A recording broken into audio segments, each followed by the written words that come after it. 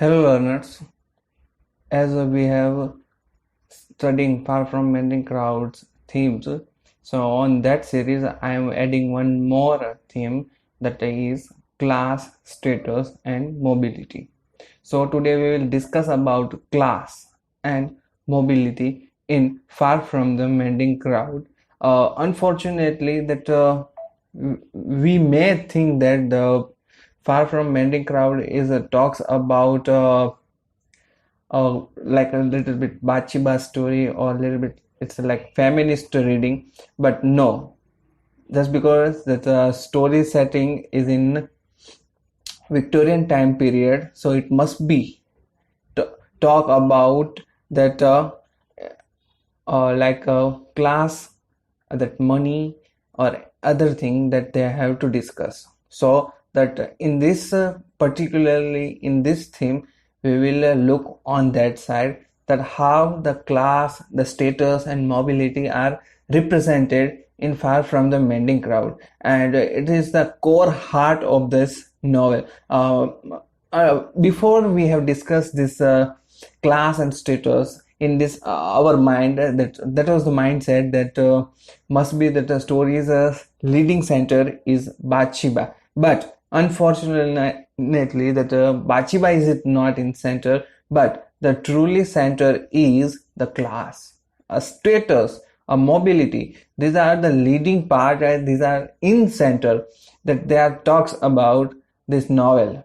But how it's a represent, just because it's a literature, that's why we need someone, we have to put someone that they will represent that theme. So that's why we look that in some character's life, when we study some of the person's life, then we able to define that it's belong to in this class, this status, how we analyze that person by their class or their status. But in India there is one more thing we added, that known as caste also. So that in India particularly, we think about, first we think about class, then the first one is caste, then comes class, then comes status, and later on we have added that religion also. But still we are not fight with the racism that which we find that all over the world. If we say worldwide, then we can understand that the whole world was looking for a class, that upper class, middle class, lower class, and that the status, that how these are connected, that is the portion. And also that the on the skin tone, or that the skin color, they are also fighted. So means we can say that it's a depend on region, that which region you are living at that time, you can get the idea. Like if we are in America, so we will find that fight between a white species and that black species, means that two culture are fighting. America, Afro-American culture, and Europe, Afro-European, means that the several colors are there. That's why America known as multi-part culture also.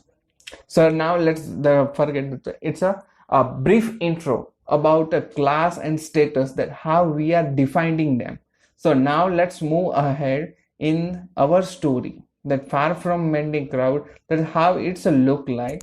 So it began with Bathsheba. So here I am reading some of the part that explain about a class and status. This theme in Far from Mending Crowd is part of Bathsheba's struggle in this dashing woman to marry, and how to establish herself stem from her uncertain socio-economic status through the novel. At the beginning, Bathsheba and her aunt don't have much money, and yet Bathsheba is clearly not a passionate. She is well educated and seems to occupy a position much above her actual income. That was the Bathsheba status, that she can earn a well enough money, Why? Just because she was educated, but on that side she was not looking. And that writer mentioning her aunt also. Now, to represent or make a comparison, one more person here we added is Oak. Manually seems to be on his way to reaching the rural middle class before the disaster of his sheep flock sent him back to fragility and insecurity and forced him to become a farmer's hand rather than a small landowner. His language none of the less distinguishes him from the other farmers' hand, whose country's slang places them into a low social and economic range from which they presume may never ascend. Thus, the character of Bathsheba and Gabriel Ock suggests that while class defined opportunity and perception in rural England, it is not impossible for people, particularly smart, ambitious, and educated ones, to transcend. Means what they want to tell means there we find two conditions. First one was Bathsheba and second one was Gabriel Ock. That how they are defining their character, but unfortunately they are not defining their character, but they are defining their class. That how Bathsheba and Gabriel Ock are there. So means they are a little bit upper middle class kind of people. And how was the Gabriel Ock's narration, that the satire comes, that the middle class, that the village slang, and it's a rural England's talk, as Hardy always put that the Wessex. The same way that means it is a talks about the England's village, that how England's village are defined their class or the status, or how you can jump to one class to another class, or that you can able to change your status, but some of the language, some of the accent, or that some of the cultural that you are holding still, that when you left that status, but still the accent you will find in that particular portion when you speak, when you respond. So that they want to tell part of Bathsheba's attraction to Troy. So now that the third person, the third narration comes here, that how Troy was defined. So that Troy manually is the glamour of his position as a soldier. As we have talked when we do critical reading, that Troy was very masculine. Why? Just because that man was in army, England's army. So in Victorian time, masculinity is more powerful than anything. So it is a little bit look like glamorous. And as in a position, which position he was holding as in a soldier. So it's given a class, or that little bit gives a royalty. Like when you talk about Gabriel, or unfortunately that's not come. Why? Just because at the end he was farmer.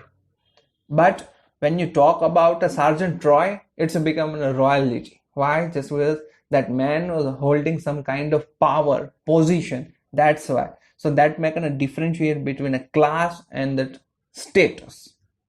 So while he don't make a high income, he seems in many way to be outside the closely watched and finally differentiate a layer of rural economic position. Troy's situation suggests the desirable of being liberal from the petty and consuming class position that besets the characters like Bathsheba and Gabriel Ock, who are most ambitious in the social fabric. Troy literally mobilities, however, also allow him to hide his sins, including impregnating Fanny Robbins. Thus, the social fabric can be both oppressive and protective. Had Troy been more firmly rooted the society, Fanny and Bathsheba might have known through his reputation to stay away from him. Fanny, in turn, is perhaps the most vulnerable character in the novel. Her lack of class power ultimately condemned her to the death. In some way, Bathsheba's own class privilege make her exempt from such a fate as Fanny's, but the pairing of these two women underline how powerful and intrinsic of class and genre can be in the novel. While Fanny is a double countryman as a lower class and woman, Bathsheba too suffer from being taken advantage of by Troy. For instance, as a result of her own wealth coupled with the sexual manipulation, class then is shown to be a complex and powerful social category that is unviolent, restrictive, and has the potential to condemn peoples in some circumstances and save them in other. Class, in other words, is a social force with the complexity and contradiction that characterize human society. Means here first talk about Sergeant Troy's the masculinity that the power holding. Then we compare about the two women's struggle. First one was Bathsheba, that Bathsheba was struggling with only as a woman. But when the story comes about a Fanny, then there is a two problem she faced. First one is a lower class, second one as a woman she has to face some kind of a very big problems which if you see Bathsheba side, that problem are lacking. That means that Bathsheba was not facing that kind of problems like the pregnancy and pre-childbirth, a pre-marriage childbirth and death, all kind of. Why? Just because that lady was not holding that much enough money or that status, economic, socio-economic status she was not holding. But when you see Bathsheba's side, you will find that Bathsheba was holding the situation or that power holding person. So that's why she can able to manage that. But Fanny was not. So that's why Sergeant Troy able to manipulate her. At the end, Sergeant Troy has manipulated both Bathsheba also and Fanny also. But Fanny will die as the novel will progress, but Bathsheba not. Why? Just because that Bathsheba was holding some economy or that the wealth in her hand. That's why. And when we see Fanny's condition, so we find that she was labor. So labor cannot resist or labor cannot survive in society.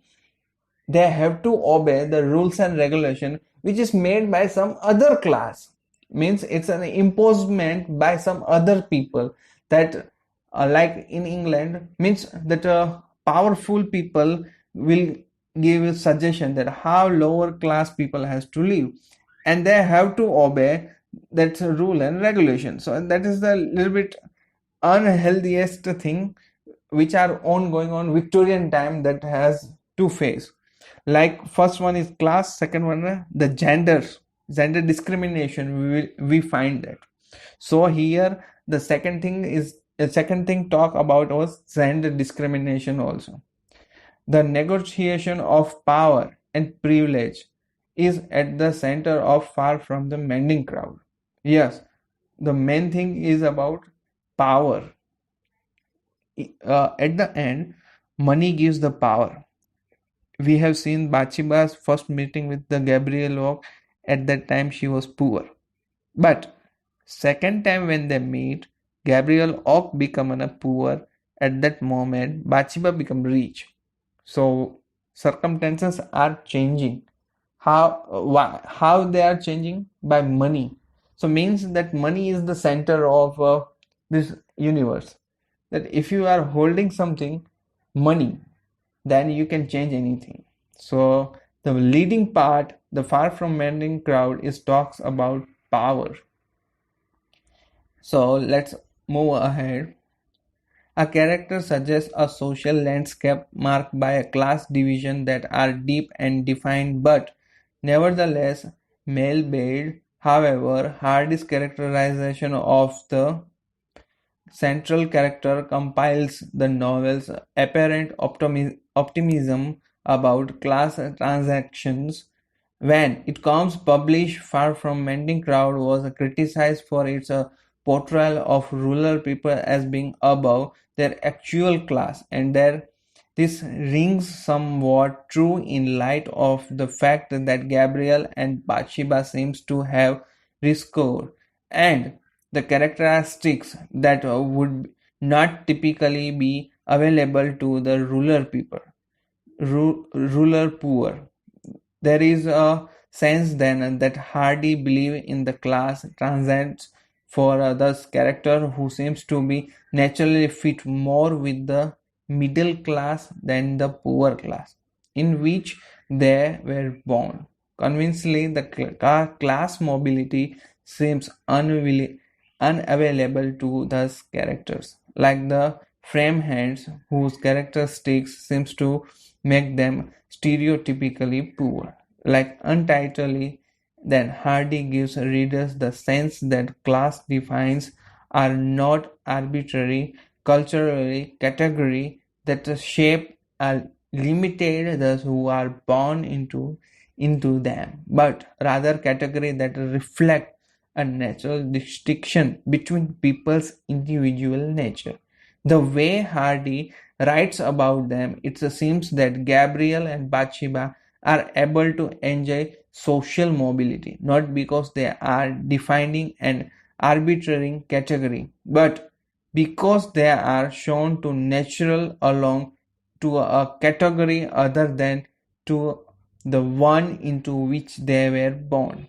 This essentialism about class may seems far from may seems backward to a modern readers and seems far from the mending crowd is in a many way a novel defined about class. This idea may have seems backwards to Hardy also. The Stubborn's presence presentation of class essential in a novel that attempts to be optimistic about class mobility is therefore a fault line in the novel. One of that shows just how powerful the idea of class was in Victorian England. In a sense, then class distinctions are shown to be waxed not simply in the world of novel but also in the author's own mind also. Means that how we can justify Far From Mending Crowd or how we can justify Thomas Hardy. So at the end, we can say that the narration of Gabriel Oak and the Bathsheba, they are able to break the chains of class or the conflict ongoing about the status or the mobility. They are able to fabric the social economic standards, so that is the leading part. And then the novel center talks about the power, the class, the status held by people and the dynamics when that changes and how people's respond are coming. That is also we have to note when Bathsheba travel in the corn market. So the power position held by men at that time when she entered, the people, the men, how they dealing. They says that you look like a man. Means it shows that still you started to come down in corn market, but still you are not that much able or that strength you are holding that you can do in a business. Same way we find in a condition with Fanny also, that Fanny cannot publicly says that it is the Sergeant Troy's baby. On poverty she dies. Why? Just because the condition, she is laborer. Laborer cannot break the rules. Why? This just because that society will never accept that what they are, what happened with them, just because that only the power of money can handle. So these are the things which is talks about far from mending crowd as an class, status and mobility is at the center of this novel. But main theme is that we have to not see the character, particularly that never think that this character is center. But unfortunately, that character is showing something else that like Bachiba is representing two things: woman plus economy plus when she holding a money, then how the people's respond are coming, that we have to see. So means finally Bachiba has changed the class. First she was in middle, but when she goes to upper class, then it become a great. People are started respecting to Bathsheba, and she make reject so many times people, but still it's a quite acceptable. But when it's a come about Gabriel Ogg, it's a little bit terrible. That first he was middle class man, and after that become a laborer, but still that man survive. So that is the way we have to define that. I hope so, friend, you guys able to understand the far from bending crowds theme about